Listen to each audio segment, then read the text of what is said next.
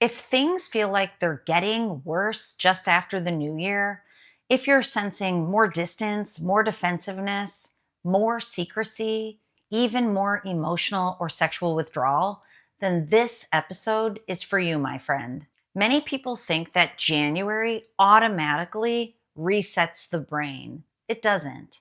Even though the calendar resets, for many couples, the new year actually exposes a hijack that has been quietly brewing for months, even years. In The Betrayal Bind, a book by Michelle Mays, she writes that betrayal trauma occurs when the person you rely on for safety becomes the source of the threat. Now, we've talked about this before here.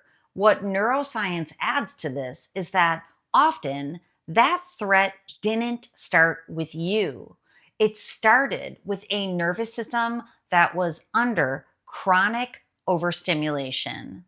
The new year comes with a lot of pressure, resolutions, performance, comparison, and expectation.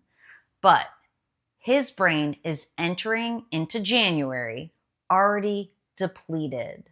What are we talking about here? We're talking about overstimulation from years or decades of explicit matter use, coupled with holiday overstimulation, disrupted routines, constant dopamine hits from the screen, and from an overstimulated season in life, from algorithmic conditioning. His brain is becoming miswired by the algorithm.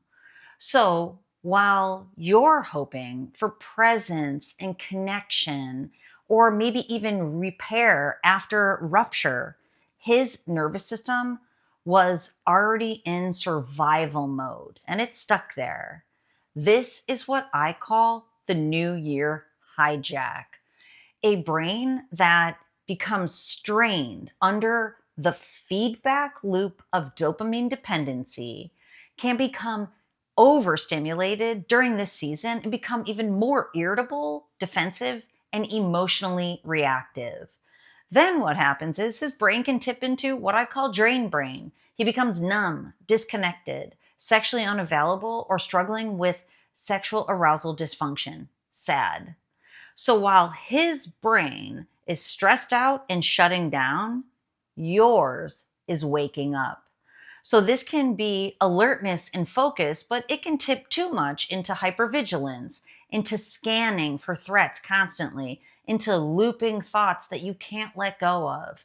Your intuition might sharpen, but you might not want to listen to it because it's difficult. So you didn't imagine this shift. If you're sensing something in him and in you, and if there's a greater disconnect than ever, your nervous system is detecting it. This is your intuition. When I see this on brain maps of couples, I often see two completely opposite brain states. So, what I usually see is that the man's brain is miswired by the algorithm. All the overstimulation, it leads to avoidance, withdrawal, and reactivity, and especially to the need to get back to the screen to self soothe. Now, your brain, the brain of a partner who's been betrayed, it's strained by betrayal, anxiety, vigilance, the need for truth. But this is what I want you to know. You can rest assured that if you're being told that you're becoming too much, or that you are responding in a way that is too much, this is because you lost that feeling of safety that you need. That's what happens in betrayal. And that's what happens even more with the New Year hijack. Now, this doesn't excuse any behaviors, but it does explain them. So, this way, you know, if you're sensing this, this isn't in your mind. It's in both of your nervous system. What needs to happen? His brain needs regulation and dopamine dependency repair. Your nervous system needs clarity and consistent safety. And hear me on this. These processes are parallel. They are not dependent on each other. So whether you stay or you leave, your body deserves the truth. That's why this week I want to give you a sanity saver strategy: safety before answers. I know you want the answers desperately, but to be able to get them, it's imperative to regulate. When betrayal is so fresh, or if it's resurfacing, your brain wants answers. But the way to get them is to regulate first, because you need safety. Then you can get the answers that you want. So let's practice this strategy. Put your feet on the floor. That's a grounding exercise. It brings you back into the present, out of your head. Breathe slowly, an embodiment activity, and say to yourself one grounding statement: I am allowed to feel unsettled while I seek clarity. So, what is this doing for you? This works because it reduces the trauma loops. It also restores prefrontal cortex access. This is the seat of cognition and healthy decision making and empowered choice.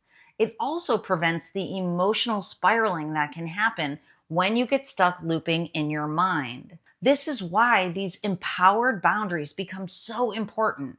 It gives your brain and your nervous system the opportunity to feel safe.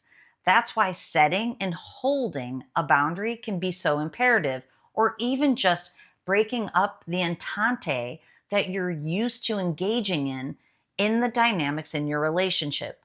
When you step away from it, you get the opportunity to be able to see it for what it is. So if you're trying to understand what happened or why does it keep happening, what changed in him, why is he more distant, numb, or disconnected, I'm here to tell you we can see that in a QEEG brain map.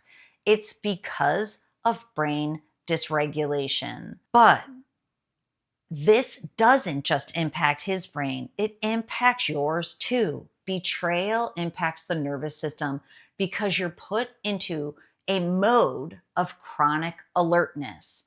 And that can tip your brain into the feelings of depression, lack of motivation, coupled with, that anxiety loop that's happening. So whether you're trying to repair your relationship, you're deciding if you're going to leave, or if you're simply trying to make sense of your reality, understanding what's happening in both of your brains can provide that clarity for you. This isn't about fixing him. This is about allowing you to feel safer and allowing you to be empowered. So stay with me, because in the next episode, we're going to talk about overstimulation and desire. If intimacy seems to be disappearing, and you're hurt deeply by that, you can understand what's happening in his brain to understand what's happening in your relationship. So until next time, stay sane, my friend, and I'll see you then.